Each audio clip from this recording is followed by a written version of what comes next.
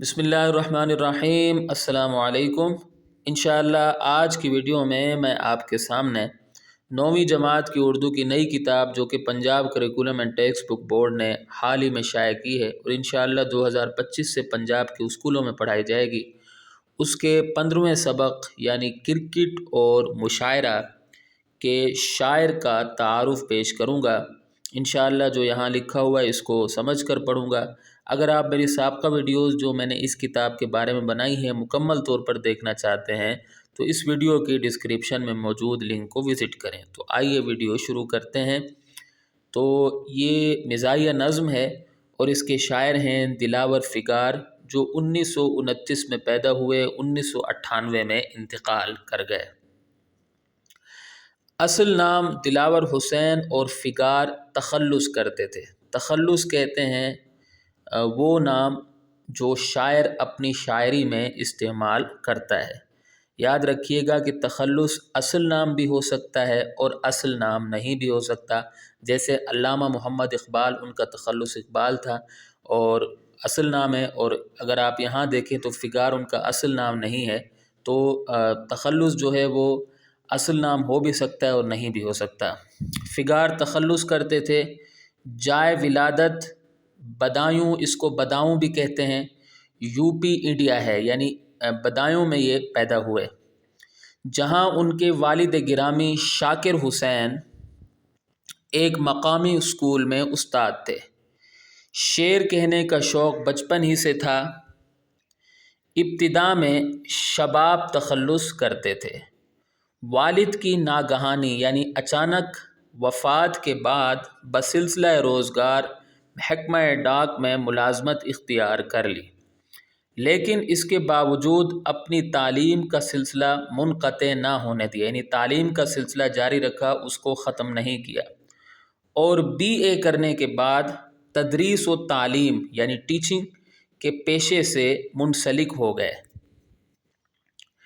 اسی دوران میں آگرہ یونیورسٹی سے اردو اور معاشیات کے مضامین میں MA کے امتحانات پاس کر لیے اور بدایوں کو خیر باد کہہ کر کراچی چلے آئے، یعنی ان کو بدایوں کو چھوڑ کر کراچی آ گئے اور پھر اسی شہر کو اپنا مسکن بنا لیا، یعنی جائے سکونت بنا لیا، یہاں رہنے لگے۔ بعد ازاں یعنی اس کے بعد کچھ عرصے تک کراچی ڈیولپمنٹ اتھارٹی KDA میں بھی ملازمت کی۔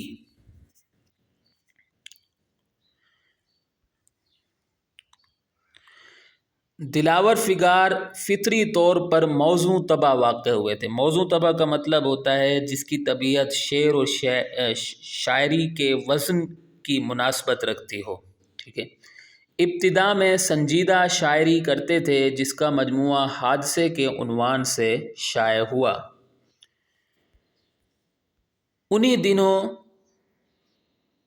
دنوں ایک دوست کو کچھ مزاحیہ نظمیں لکھ کر دینا شروع کیں تو ان نظموں کو بڑا پسند کیا گیا۔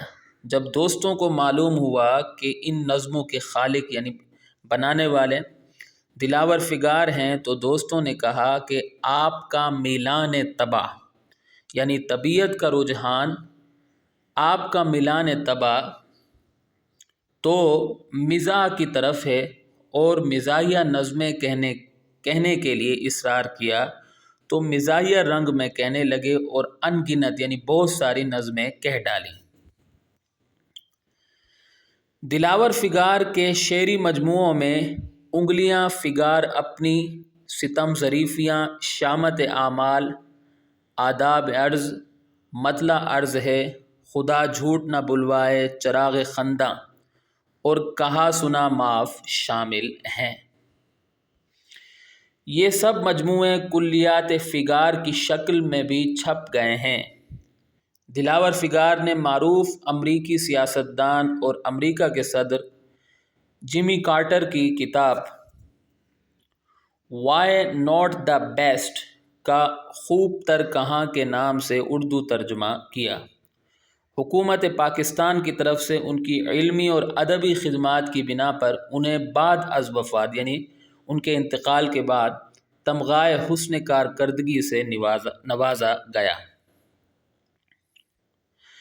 دلاور فگار بڑے زود کہتے ہیں جلد، ٹھیک ہے، جلد لکھنے والے یعنی بہت زیادہ لکھنے والے، یعنی زود کا مطلب ہوگا جلدی لکھنے والے، اور بسیار گو واقع ہوئے تھے۔ بسیار گو کہتے ہیں بہت زیادہ شعر لکھنے والے۔ جلد لکھنے والے، زود کا مطلب جلد لکھنے والے، بسیار گو مطلب بہت زیادہ لکھنے والے، ٹھیک ہے۔ بسیار گو واقع ہوئے تھے یعنی انہوں نے بہت زیادہ شاعری کی ہے، ان کی بہت ساری نظمیں ہیں، اور ایک ہی نشست کہتے ہیں بیٹھک میں درجنوں شعر کہہ دیتے تھے، اور ہر بار نئے موضوع پر کہتے تھے، یعنی بہت زیادہ انہوں نے لکھی ہے شاعری۔ دلاور فگار کو ان کی مزاحیہ شاعری اور ان کے ظریفانہ رویوں یعنی مزاحیہ رویوں کی بنا پر شہنشاہ ظرافت اور اکبر ثانی کے القابات سے بھی یاد کیا جاتا ہے۔ تو ان کی پہچان بن گئی تھی مزاحیہ شاعری۔ شامل کتاب نظم کرکٹ اور مشاعرہ میں شاعر نے حقیقت حال یعنی حال کی حقیقت بیان کرتے ہوئے مزاحیہ دلاویز کہتے ہیں خوبصورت انداز میں کرکٹ کے کھیل کا موازنہ مشاعرے کے ساتھ کیا ہے۔ موازنہ کہتے ہیں ملانا، اندازہ کرنا، دو چیزوں کو آمنے سامنے رکھ کر اندازہ کرنا۔ تو یہاں اگر ہماری ویڈیو اختتام کو پہنچتی ہے، میں امید کرتا ہوں کہ آپ کو میری یہ ویڈیو پسند آئی ہوگی۔ اگلی ویڈیو تک کے لیے مجھے اجازت دیں۔